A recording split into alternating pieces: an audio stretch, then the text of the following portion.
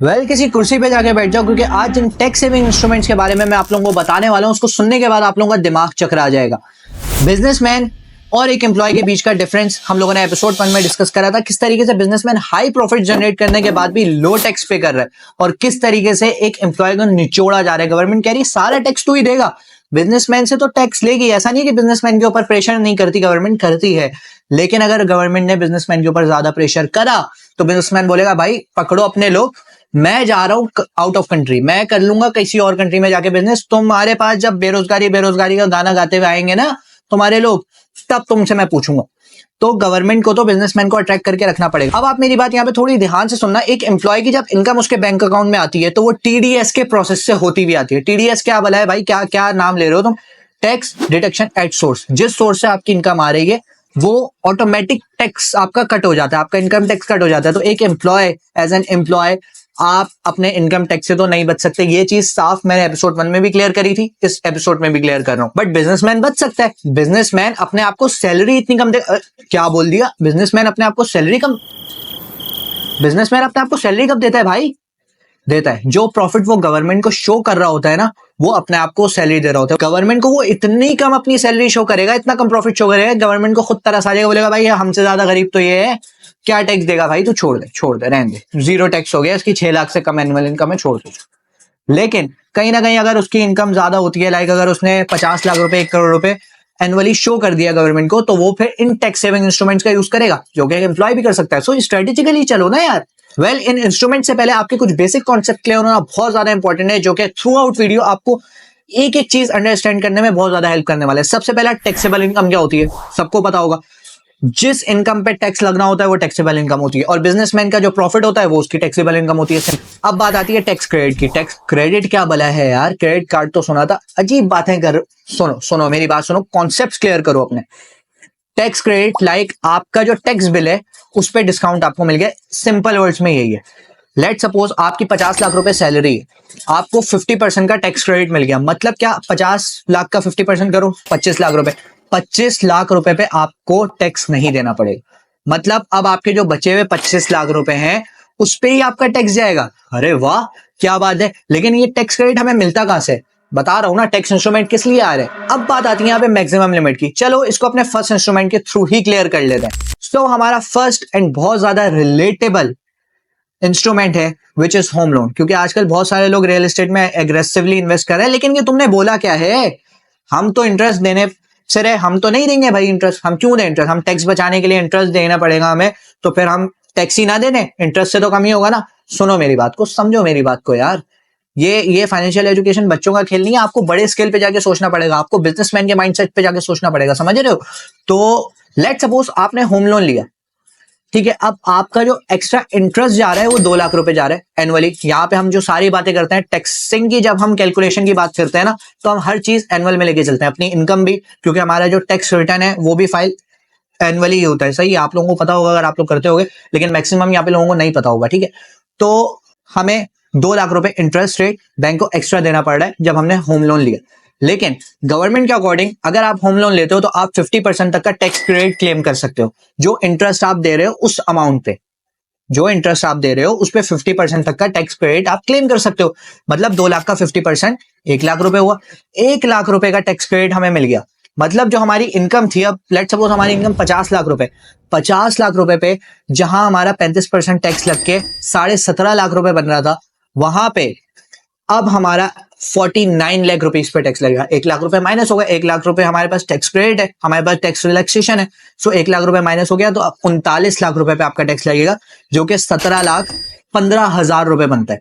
मतलब आपके 35,000 रुपए सेव हो गए। अब आप लोग बोलोगे कि यार 2 लाख रुपए हमने जो है वो इंटरेस्ट दिया और यहाँ पे हमने 35,000 रुपए सेव करे। अबे छोड़ भाई, 35,000 रुपए दे के पूरी इनकम ले लेंगे हम, वहां पे 2 लाख रुपए एज एन इंटरेस्ट बैंक को क्यों दें? देखो, अगर आप जस्ट अपनी इनकम सेव करने के लिए, मतलब सॉरी अपने टैक्स सेव करने के लिए होम लोन ले रहे हो तो ये बहुत बड़ी चवल है, ऐसा मत करना, ठीक है। ये ऑप्शन तुम्हारे लिए नहीं है अगर तुम ये सोच रहे हो करने।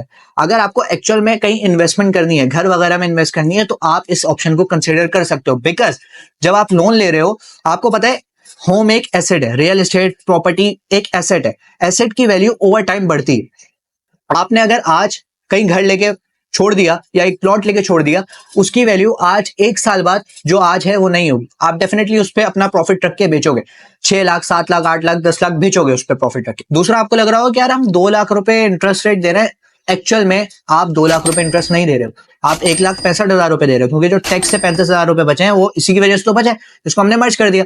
अब आप बोलोगे 1,65,000 भी क्यों दें, हम तमीज से 35,000 रुपए गवर्नमेंट को टैक्स देके अपने 2 लाख रुपए बचा लेंगे। देखो आप लोगों की सोचना, मैं क्या कहूं, हमें अगर आगे बढ़ना है तो आपको स्केल पे सोचना पड़ेगा, आपको उनके माइंडसेट्स तक पहुंचना पड़ेगा जो ऑलरेडी सक्सेसफुल हो चुके हैं। आप लोगों को रिस्क लेना पड़ेगा। ये 1,65,000 रुपए आपके किस तरीके से इन फ्यूचर काम आएंगे मैं आप लोगों को बताता हूं। आपको पता है प्रॉपर्टी, होम, घर एक एसेट होता है और एसेट की वैल्यू हमेशा ओवर टाइम बढ़ती जाती है। प्रॉपर्टी की वैल्यू आपको पता है एक जगह स्टिक रह नहीं सकती, बढ़ेगी। अगर आपने 1 साल उस प्रॉपर्टी को होल्ड करा, बैंक से लोन लिया हुआ, आपने प्रॉपर्टी खरीदी, उसके बाद आपने 1 साल होल्ड करा, आप अगर उसको 4-5 लाख रुपए प्रॉफिट में भी बेच देते हो तो आपका ये 1,65,000 रुपए कवर। चलो 1,65,000 रुपए ये कवर नहीं हुआ मान लेते हैं, लेकिन आपके पास आपका अपना एक घर आ गया। लेट्स सपोज आप रेंट दे रहे हो 20,000 का, होता नहीं है आजकल क्योंकि महंगाई बहुत ज्यादा हो गई है, लेकिन तब भी आप 12 महीने में 2,40,000 रुपए एज अ रेंट दोगे, जिसमें ना आपकी अपनी प्रॉपर्टी होगी, ना आपको कोई एसेट पे रिटर्न मिलेगा, ना आपकी कोई इंक्रीमेंट होगा, कुछ भी नहीं होगा, आपको कुछ भी नहीं मिलेगा, आपके खाली हाथ झड़े हुए हैं और आपने ज्यादा पैसे दिए। वहीं पे 1,65,000 रुपए अगर हमने दिए तो हमने अपना टैक्स बचाया, सबसे पहले हमने अपना इंटरेस्ट रेट कम करा, ठीक है। दूसरा, हमारे पास हमारा अपना एक घर आ गया। तीसरा, एसेट की वैल्यू ओवर टाइम हमें अच्छे खासे रिटर्न देके जाएगी। होम लोन पे गवर्नमेंट ने 7.5 लाख रुपए मैक्सिमम लिमिट दी है। मतलब अगर आप ये सोच रहे हो कि मैंने 20 लाख रुपए एज एन इंटरेस्ट बैंक को पे करा, उसका 50% मैं टैक्स क्लेम कर सकता हूं, तो ऐसा नहीं होगा। आपकी मैक्सिमम लिमिट 7.5 लाख रुपए। अगर आप 20 लाख का 50% देखते हो तो वो 10 लाख रुपए। आप समझते हो कि यार मैं 10 लाख रुपए पे टैक्स क्रेडिट क्लेम कर सकता हूं, बट एक्चुअल में ऐसा नहीं होगा। आपकी मैक्सिमम लिमिट जो होम लोन के रिगार्डिंग गवर्नमेंट ने दी है वो 7.5 लाख रुपए है। भले ही अब आप बैंक को as an interest 50 lakh 1 crore रुपए पे करो, आपका जो टैक्स क्रेडिट आपको पर ईयर मिलेगा वो 7.5 लाख रुपए मिलेगा। लेकिन भाई हमें घर वर नहीं चाहिए, हमें अपना इनकम टैक्स बचाना है। ऑप्शन नंबर 2 आपका दिमाग खोल के रख देगा। मैं इतनी देर से यहाँ पे सर्जरी कर रहा हूँ, ऑपरेशन कर रहा हूँ, कभी दिमाग चकरा रहा हूँ, कभी दिमाग खोल रहा हूँ, लेकिन ये ऑप्शन 2 ना, इसमें ना आपको किसी को इंटरेस्ट पे करना है, जो पैसा आप डालोगे वो आपका ही पैसा है, वो कहीं नहीं जाएगा, आपका टैक्स भी बचेगा और सबसे ज्यादा बेनिफिशियल तरीका यही है। लेकिन सबसे ज्यादा हार्ड लोगों को लगता है, बिकॉज यहाँ पे कुछ टेक्निकल्स आ जाते हैं। सो इस चीज को हम डिस्कवर करेंगे, बट पहले ऑप्शन नंबर 2 को, जिसको अब हम 3 पे शिफ्ट करने वाले हैं, क्योंकि बहुत ज्यादा इंपॉर्टेंट ऑप्शन है। सो ऑप्शन नंबर 2 अब हमारा हो चुका है पेंशन फंड। अगर आप किसी पेंशन फंड के अंदर कॉन्ट्रीब्यूट करते हो तो आपको 20% तक का टैक्स क्रेडिट मिल सकता है। मतलब अगर आपने 1 लाख रुपए पेंशन फंड में कॉन्ट्रीब्यूट करे तो अब आपको उस पर 20% यानी 20,000 तक का टैक्स क्रेडिट मिल जाएगा और इसकी कोई मैक्सिमम लिमिट नहीं है। अब आती है हमारे most special option, which is option number 3, but ये बहुत ज्यादा स्पेशल है तो मैं इसको 4 पे शिफ्ट कर रहा हूं। ऑप्शन नंबर 3 पे हमारा आ रहा है चैरिटेबल डोनेशन। अब ये भी एक बहुत बड़ा, अपने अंदर ही बहुत बड़ा टॉपिक है। एक्चुअल में इस इंस्ट्रूमेंट को बड़े बड़े बिलियनियर्स यूज करते हैं, तो आप समझ सकते हो कि कितना ज्यादा इंपॉर्टेंट है। इसमें आपको 30% तक का टैक्स क्रेडिट मिल जाता है। इसकी जो मैक्सिमम लिमिट है, no limit, no maximum limit.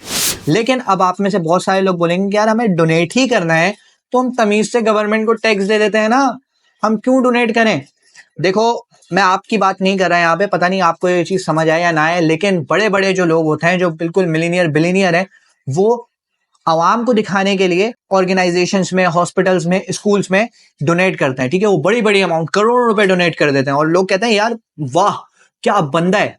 लेकिन एक्चुअल में जो उस ऑर्गेनाइजेशंस के शेयर होल्डर होते हैं ना, वो या तो उनका रिलेटिव होगा या मैक्सिमम टाइम उनके बेटे उनके बच्चे होंगे।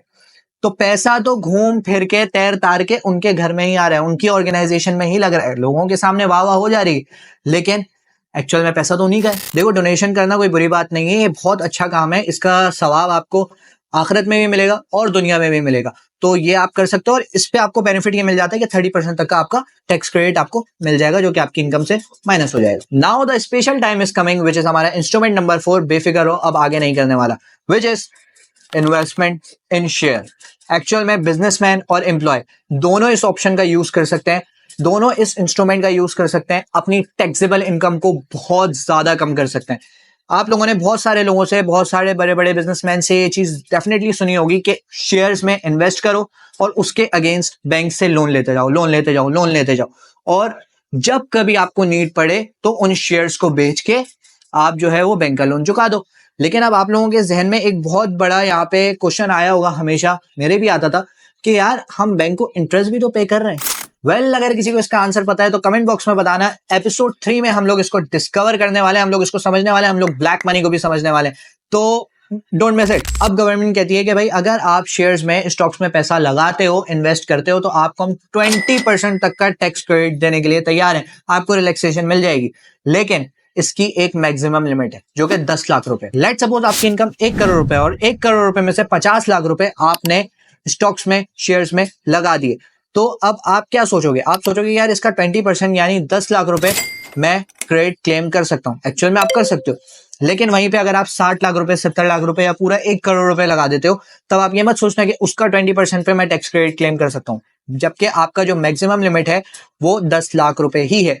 आप भले ही अगर आप 60 लाख रुपए शेयर में इन्वेस्ट करते हो ना, तो आपके हिसाब से 12 लाख रुपए आपका क्रेडिट क्लेम होना चाहिए, लेकिन एक्चुअल में वो 10 लाख ही क्लेम होगा। ठीक है, मैंने अपना पूरा ट्राई करा आपको बेहतरीन तरीके से समझाने का। मोटी मोटी चीजें मैंने आप लोगों को बता दी। अब लाइफ इंश्योरेंस और रिसर्च और एक ओल्ड सिटीजन नाम का इंस्ट्रूमेंट होता है, ये 3-4 इंस्ट्रूमेंट अभी रह गए, लेकिन ये इतना ज्यादा इंपॉर्टेंट नहीं है। ठीक है, ये आपके लिए इतना ज्यादा इंपॉर्टेंट नहीं है। लाइफ इंश्योरेंस आप लोग करवा सकते हो क्योंकि इससे आपकी फाइनेंशियल और आपकी फैमिली सेफ हो जाती है, समझ रहे हो। इस पे आपको तकरीबन 20% तक का टैक्स क्रेडिट मिल जाता है और इसकी भी जो मैक्सिमम लिमिट है वो 10 लाख रुपए है। तो आप इस चीज को कंसिडर कर सकते हो। अगर अभी आप लोगों के दिमाग में कोई कंफ्यूजन है, कोई क्वेश्चन है या कोई क्वेरी है, आप लोग कमेंट बॉक्स में जाके डेफिनेटली मुझे रीच आउट करो। मैं आप लोगों के कमेंट का डेफिनेटली रिप्लाई करूंगा एंड इससे मुझे भी बहुत कुछ सीखने को मिलेगा। इससे आपकी जो डाउट्स हैं वो भी क्लियर हो जाएंगे एंड हो सकता है हम कोई नई चीजें भी डिस्कवर कर लें।